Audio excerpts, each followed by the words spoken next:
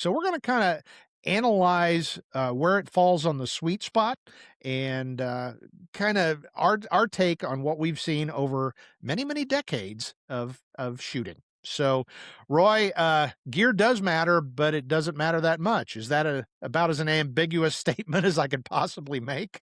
I no, you're exactly right. I mean, if you gave I don't know, if you gave the average decent shooter I know, even if they have higher end equipment, if you gave them a box stock Glock pistol or a box stock, you fill in the blank, maybe even like a high point, and you had them shoot the weekend match, I bet you they would do really well.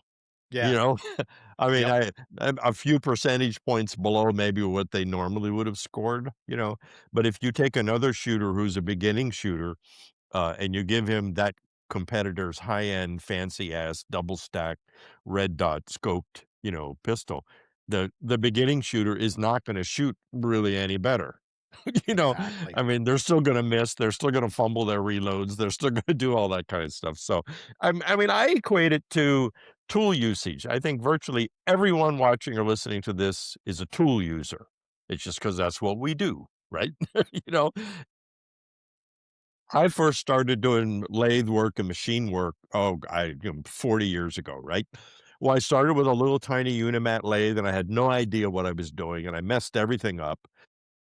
As I learned it, I began to understand how the machine works better, and my hand-eye coordination skills got better, and then I realized the machine was limiting what I wanted to do and could do.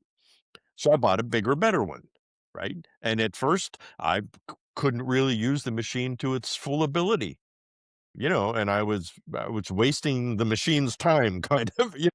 I would turn it on, you could hear it groan and say, "Oh, great, what's he gonna mess up this time?" I'll get one of those fingers if I can. I know, that's the thing, but yet, 25 years goes by or something, and you reach a point where you realize you're working this machine at its limits.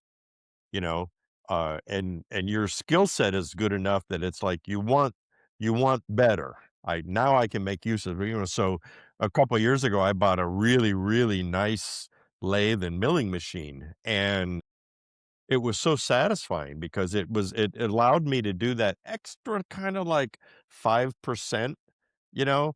It's more accurate, it runs a little smoother, it's more predictable, it gives me, information I didn't have before.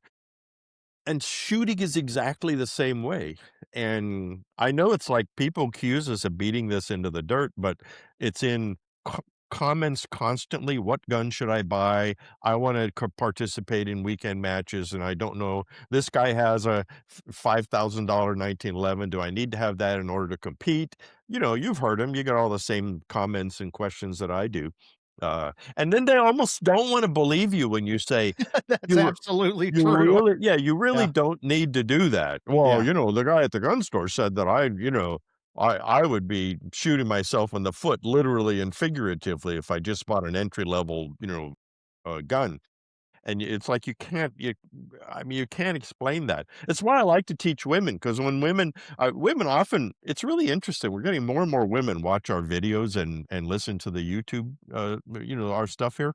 And but most of them are a little older and if when they ask a question like, "Hey, I wanna go squirrel hunting and I'm not sure which gun I should buy," and if I tell them, "Oh, well, just go get yourself this simple entry-level Savage bolt action 22 with an affordable scope," they go like this, they go, "Oh, okay."